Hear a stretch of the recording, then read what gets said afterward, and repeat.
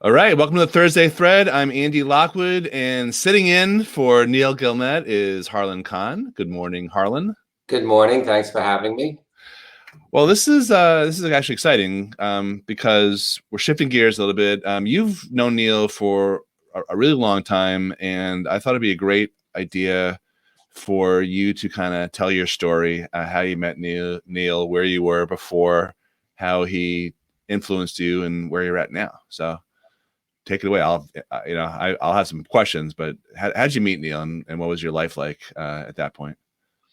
I met Neil in October of 2012, or actually I signed with him in 2012. I had met him in July of 2012. There was I think it was ADP was having a seminar on how to build a CPA firm better.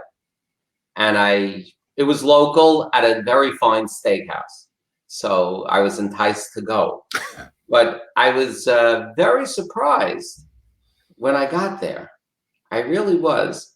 Neil had a lot to say and really explained the profession that I'm in better than most people who aren't in the profession could explain it. What was the topic of the dinner? Like, what was, besides the actual steak, what enticed you to come? The actual topic was building a more profitable business. Believe it or not, I got a second computer here. I may actually be able to pull up the very first thing because I made a file for him ultimately. Wow. But it's been a very interesting time and ride. My goodness. I don't see anything in here that's all right. It's okay. But it's something about how to run your accounting practice more profitably. Yes, this was our topic. And at the time, I had started my own practice in 1989. So I wasn't actually a beginner at that point, right? Mm-hmm. 11 and 12, 23 years in. And what I've come to realize in retrospect is that I had built myself a job. I didn't actually build a business through planning and conscious effort. And I recently spoke to the head of NCI, a guy who I had met 10 years prior to Neil, who helped me really get my business off the ground. And they teach you how to build a lot of clients. We all build from entropy is the way I call it. When you first start an accounting practice, you have 0 clients. So really anyone who shows up with a heartbeat is more than likely a good client when you first start. Okay. And then after that, you keep building to the point that you have too many clients. So is that sort of how things were when you went to this presentation by Neil? Yes, and there were about 20 accountants in the room, or at least a dozen. And all of us really build a business this way. A lot of people, all businesses. The customer is somebody with a pulse with cash in their pocket. Or a credit card, yeah. And so what was it about? Whatever medium of cash you have. So what was it about that presentation that inspired you to reach out to Neil, or what happened next? Well, Neil pointed out what we really do. Most clients, up until that point in my mind, wanted to pay the least for the least amount of services. And the least amount of services that an accountant provides is what we call compliance. I'll do the least amount that the government requires for your record keeping. And then you're in a boat of accountants who are, one is cheapening the other more so that they can get the most number of clients. I've met other people in other businesses like that. One time I had a gas station in Brooklyn and I asked him what he charged to fix something. And he said, everyone else charges 50, so I charge 40. Right. And that's an awful business model. Yeah. By the way. It's a going out of business model. Well, the idea is that you really don't know if the competition owns the building and doesn't pay rent. And here you are in a place with rent. Your business model has to be based on your location, your business, and what you do. And the value. And Neil and I, well, Neil actually developed an entire program, but I fit right into it. And ultimately became one of the poster boys of it. Yeah. But I listen to him because I've learned that you don't have to reinvent the wheel. Other people can teach you, about the wheel and about fire and, other things. So what was it that, what was the first bit of advice that he gave you that really connected with you, and how did it change you? Well, after I realized that I had built this business, at one point I had 6 people on the payroll, and we were servicing about, 200 clients, maybe 250 clients, but some clients were very big, some clients were very small, and the prior guy had taught me a system for handling small clients pretty well because they're neglected. But Neil pointed out that I had a job Instead of a business, and it wasn't working for me as much as it was. He asked if there were clients that waste my time, if there were clients that abused my time and my efforts, and I said yes. right? And then he asked something else. He said, are there clients who are very good clients of yours that you could do more work for, but you don't because you're too busy with the other clients? That was true too. Yeah, that's a light bulb moment question. The real light bulb moment was when he said to me, what would happen if you doubled all your 1040 tax preparation fees for individuals? And I said, well, if I doubled my fees, I'd probably lose half my clients.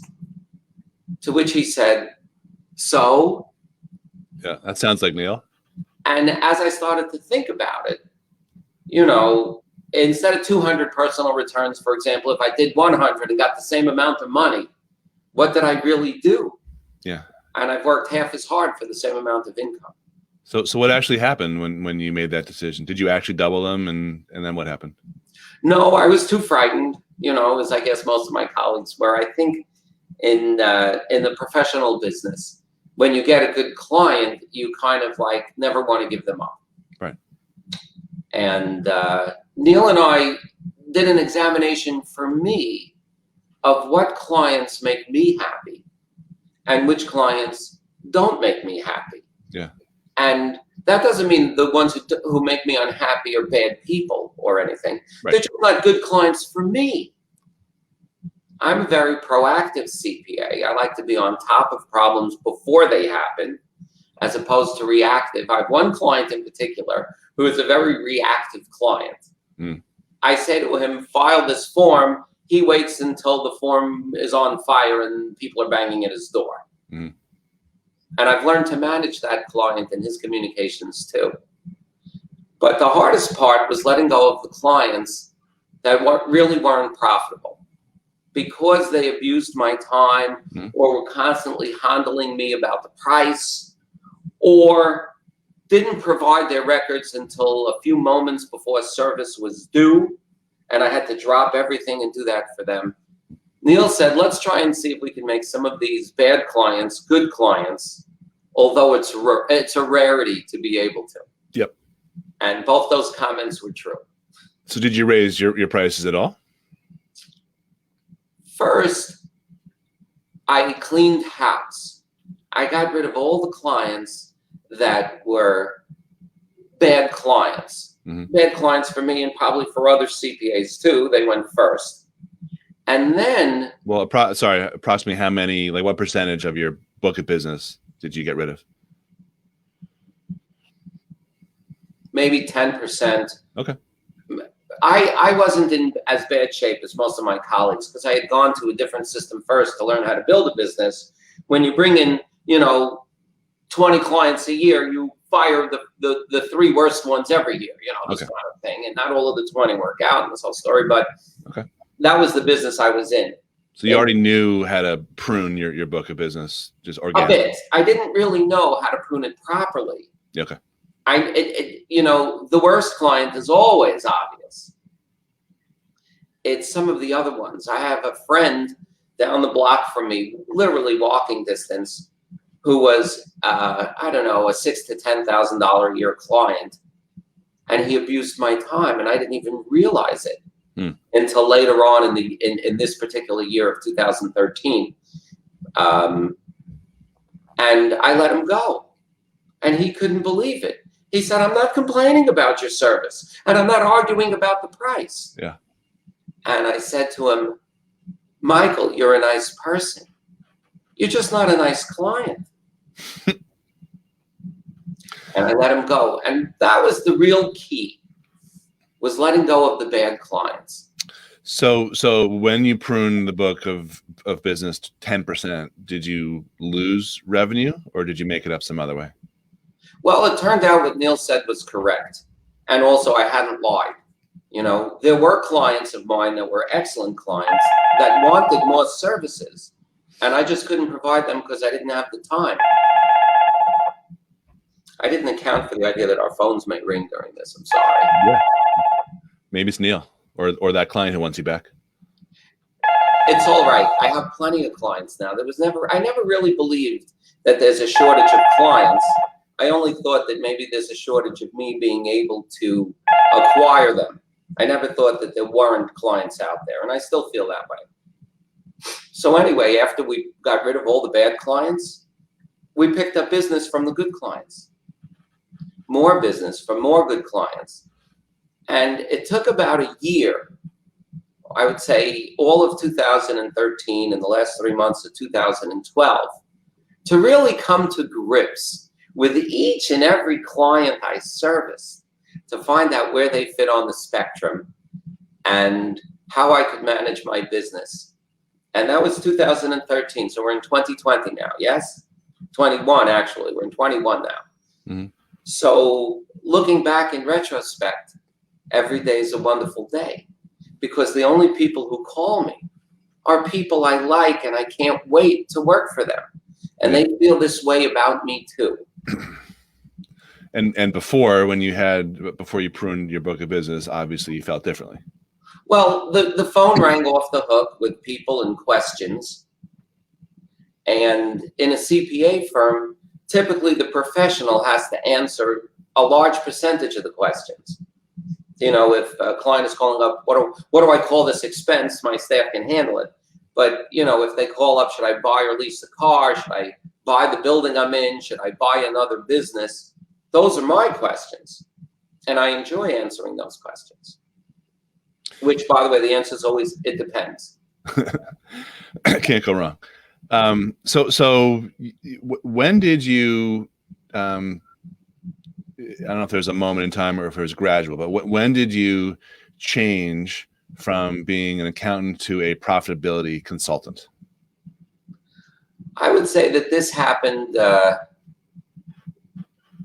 around, well, I actually started as a profitability consultant. Even in my first year of business, okay, I had a client who had an issue that I wanted to fix for a fee.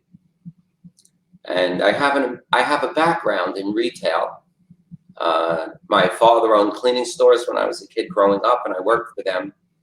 And in addition, after about age 17 or 19, I entered college at 17. But I ended up working full-time in accounting and becoming a night student for the majority of that time, which takes much longer to go to school at night, by the way. Mm-hmm. It's a 6.5-year degree I have for a 4-year degree. But it was about 2 or 3 years after working with Neil that I noticed the daily changes. The fact that I'm much more interested in coming to the office every morning. I was able to get people to do the write-up work so that I could interpret the numbers as opposed to make them. Although I certainly do both, and neither one bothers me. Interpreting them is so much more fun because that's where the client gets real value. Right. They're not paying you to do data entry. Believe it or not, the majority of my peers still do compliance work. But I've learned to recognize it out of the client. Last month, I went to visit a client who's been with me a couple of years. In fact, he once had a Subway franchise store.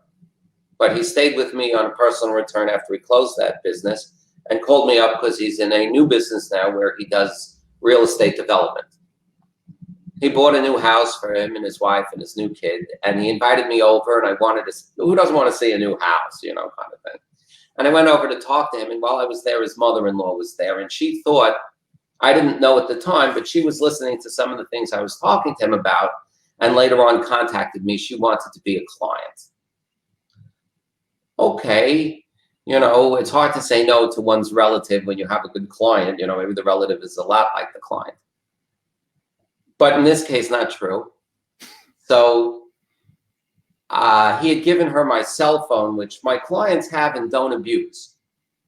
But new people don't really know. And I called her back after hours, and I spoke to her for about an hour to try and understand what she does. She's a very interesting business. She's an anti-money laundering auditor for banks, an independent. It's an interesting business, and it can work for, fits right into my group of people. So I spoke to her about an hour the first time. And she had written me an email and clearly needed more time. And, a few days later, I spoke to her for 2 hours, after 5 p.m., because why wouldn't I be nice to a client's mother or mother-in-law? At the end of 2 hours, she had a couple of issues tax-wise, which I live for tax resolution, by the way. And I said to her, I will set you up in my computer. I will send you a power of attorney. If you sign it and send it back to me with $375, I will file your power of attorney and research your tax history and bring you up to speed with any issues that you have going on there. And if there are any that we have to rectify, we'll rectify. Seemed reasonable to me after 3 hours. Seems low. Right? Yeah. It seemed reasonable to me. She wrote me back that I hadn't done any work yet, so she didn't see the reason. And at that moment, the Neil Gilmet click said, pass. Next. This is just not the client for me. Yeah. Next. I thought I was nice giving her 3 hours of my time and answering all her questions. After hours too. You're training her to suck you dry for more for more free. Yeah, but you see, you only get to do that twice. Yeah. That's one of the things I learned. It used to be this other guy, Michael, used to suck me dry any afternoon that he was finished work early. He has a fairly nice HVAC business. He does commercial installations and stuff. He would sit in my office for an hour at a time, a couple of times a week. Just drop in? Right, without calling or anything. And sometimes I could interrupt him. Many times I can, because I can control my practice. But at the end of that, there has to be a point where it has to stop. All right, so let's switch gears a little bit here. So you told me offline that you used to have half a dozen people working for you, different type of practice. You had an office. Like, what's the difference between then and now in terms of what your business looks like, staffing wise and office space wise and overhead wise? Well, one of the phone calls that I get at least once a month from our client base has to do with managing employees. Do I have to pay them for a snow day? Did they earn overtime? Am I supposed to pay them for their sick time and their out time? And how do I handle this paid family leave stuff and COVID? We get questions year round about that. But the reality is you have to be very careful as an employer managing employees. It's very easy to be sued. And in the New York State Department of Labor, along with, I know, Massachusetts and California for sure, you're guilty until proven innocent. Right. So you constantly have to be vigilant in this area. And I have someone working for me 21 years. And every year she signs an office manual. And every year I update it based on the new changes. Because I want to be very clear in black and white what I'm responsible for and what I'm not responsible for. Mm-hmm. So I found that having a larger practice, doing more volume and paying those numbers out to the professionals who work it or the semi-professionals who work it isn't necessarily the best way to become happy or wealthy. Okay. So Neil, has a 4-step process, right? That he coaches his clients on, which has this thread of continuity that goes through it, which helps people understand each, how to optimize their business. So it's everything from marketing and creating opportunities, to converting those opportunities, to optimizing how your business runs, to delivering that value. Those are the 4 steps. So what would you say is the top 2 or 3 most significant bits of advice that kind of were game changers for you when you were working with him? I'm still working with him till this day.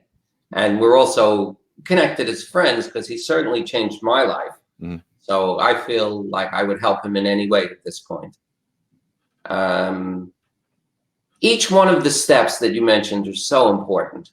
The first one is recognizing that every client isn't for you. Just because they have a pulse or a checkbook or a viable business doesn't mean that they're a good client for you. It just means they're a potential client.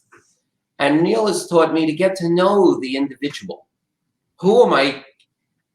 When you become somebody's CPA, it's almost like a marriage.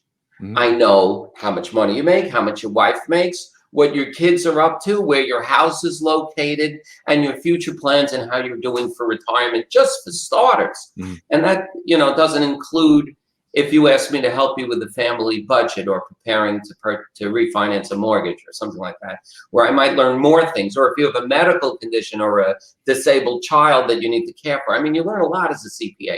Yeah. So it's a marriage. It really is. Even though, so most CPAs do not build a 1040 business. Some do. I know, but the majority of guys I know who just do personal tax returns are primarily non-licensed preparers. As a licensed guy, we do personal tax returns, but the personal tax returns I'm mostly interested in are the business owners of the businesses I manage. And my practice and most CPA firms' practices are built around businesses.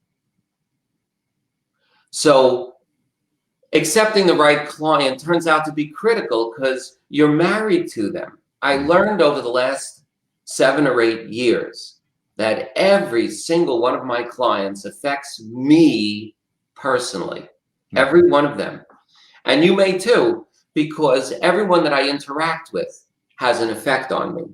Those who are my clients that I'm going to interact with regularly, very important that you like them and very important that they like you. This makes your day better and this makes your life better. Mm-hmm. The most important thing Neil ever taught me was how to handle client expectations. Mm. I can think of no one thing that's more important than that. We're at the point in this firm where we pick up 1 or 2 new clients a year, business clients a year. Because if there was one year I picked up 70 business clients, by the way, with that other system. And it took us 3 years to bail ourselves out of the depth of picking up 70 clients in 1 year. Okay. And those clients didn't get the same service they would get from me today that they got in the very beginning, because when you're inundated with work, and you can't train staff fast enough in our industry, but when you're inundated with work, no one's getting the attention they deserve. I found lessening the number of clients and restricting it only to the people that I like became enjoyable work, enjoyable to communicate with the clients and get to know them better. And I found that much more importantly, the quality of the work that comes out of my office has escalated, not only in efficiency, but in true quality, because I'm no longer under the gun, overworked, burdened with work. Before I met Neil, every tax season, we used to put in time on Saturday and Sunday. When I had a staff of 6 and 4, we would work weeknights till 8 and 10 and midnight. And there was every tax season where I would do what's called an all-nighter. And I would literally work at my desk from 8 or 10 in the evening through dinner, sometimes eat something and stop. The staff would go home. And I would work till daybreak the next morning, because then I knew that I had gotten ahead of the curve of all of the work I was inundated with. And in our industry, if you had the right staff for the rest of the year, you would need 4 times that amount for tax season in the way that most people build a business. Come on, let me take your return. I mean, some returns are easier for me than others, right? We found that because of my checklist and the opportunity for error, we really can't even push out a simple return in less than 20 minutes because the checklist could be 10 minutes. Mm-hmm. Just if you gave me your kid's tax return and they were a college student, but they were in Massachusetts, let's say, they went to a school like Boston, and they took a little side job. Well, Massachusetts, the guys in my field call it Taxachusetts. It's a tough state. Yeah. You know, with very little income, you're required to file a return. So what does busy season look like for you now? Well, the last 2 seasons, 18 and 19, I donated 20 hours a week every week of tax season to answer questions for TurboTax across the country. Wow. And I did this because I wanted a perspective of the American people, how they're doing. Also, I'm in now 30 years, so I would hope I'm at the top of my game in tax and know most of the laws readily. So I felt like, you know, even the little guy, you know, going to the little preparer, or no preparer. TurboTax is actually no preparer. You actually self-prepare. You know, if you have questions, I can answer them. And I found that that was very good for me. I've written a couple of books, and these kind of things help me. This year, I've decided I've had enough of TurboTax and Intuit. So this year, I'm hoping to relax more during tax season. Because of COVID, we found that we actually can work remotely. We have a very sophisticated computer system. Back in the year 2000, I picked up a client who had a really sophisticated computer system. And that's when I learned that, you know, your little laptop can give you the strength of 10 men compared to an individual with a piece of paper. Yeah. But a really sophisticated computer system could give you the strength of 20 or 50 or 100. So we've invested quite a bit in our system. And I think that this next tax season, I'm going to spend time in Florida doing work. Like I was thinking a week or two every month of January, February, and March. I don't think that I will be able to go to Florida in April. I think I'm probably better off in the office at that point. But you don't envision any all-nighters, it sounds like. Oh, all-nighters are gone a long time ago. Even when I was giving away 20 hours a week to TurboTax, I was able to get all our work done because I've learned how to manage the practice. Right. And that's something that everybody has to learn themselves. And most of the CPAs I know would rather pay somebody to do everything for them than learn anything other than accounting. Yeah. But when you're a business owner, you really have to study and learn business for your own benefit. Yeah, Neil calls that running the factory. This is true, and you need a factory manager. Yep. And he's been yelling at me for years because I'm the factory manager. And I can hire somebody to be the factory manager. And if I did that, I would have to bring in another 50 clients. Exactly. Which I could do. I don't have to anymore. Right. Because it's gotten to the point that financially we're okay. We don't have to really worry any longer. That's terrific. All right. So last question before we wrap up, and thank you for doing this. If someone's watching this who's a CPA and, you know, things are going well, but they find themselves overworked or, you know, not really happy, they have more of a job than a business, like what would and they're on the fence about working with Neil, what would your advice be? It's free to try. You could definitely call him for free. And I strongly recommend you spend the money for the boot camp. Neil has something called a boot camp where for an entire day, at least 8 hours, maybe 16 hours over 2 days, you get to learn everything that he knows for the first time. You need to hear it a lot of times for things to sink in, but you get all of the information you need to drive a successful business. Now I'm at the point where I really help other clients make a life and have a lifestyle change. Because for me, meeting Neil meant that I'm excited to go to the office every day. Every client I speak to loves me, and I certainly love each one of them back. And if I didn't, I wouldn't keep them, and I'd find a different client. But I'm married to these people in a way that I would literally walk through fire for a number of them. And in addition to that, I've learned more about family life. This year, every federal holiday, we're off in this office. And every state holiday and every New York City holiday. And if I could give any advice to someone who is, let's say, 30 years younger than me, because I've reached 60, I would say you want to take those days off now. Start that policy now so that you could spend more time with your kids as they grow up. So just going back to something you said, so it's almost like the help that Neil gave you in terms of, running your practice so that your business, so that you're running it, not the other way around. It's not running me. It serves me. I don't serve it any longer. Yeah, and it made you a better advisor to your clients because it sounds like you're giving them very similar advice. So there's two levels of benefit here. And he had said that this was the way it goes, but I found it hard to understand in the beginning. But now that I see people who have their own business and they've created a job that's burdensome for themselves, I realize that I can help them. Great. All right. That is terrific. Thank you very much for your time. Harlan Khan, profitability consultant, and Neil Acolyte. I'm Andy Lockwood. There's so much more to cover. I appreciate you having me, and I hope the next time Neil could be here too, so we could cover more material. Yeah, me too. All right, thanks a lot. And Andy Lockwood signing off for the Thursday Thread. If you have any questions or you want to reach out to us, especially Neil, just drop a comment right here, wherever you're watching this on Facebook or LinkedIn, and we'll get to it as soon as we can. All right, thanks.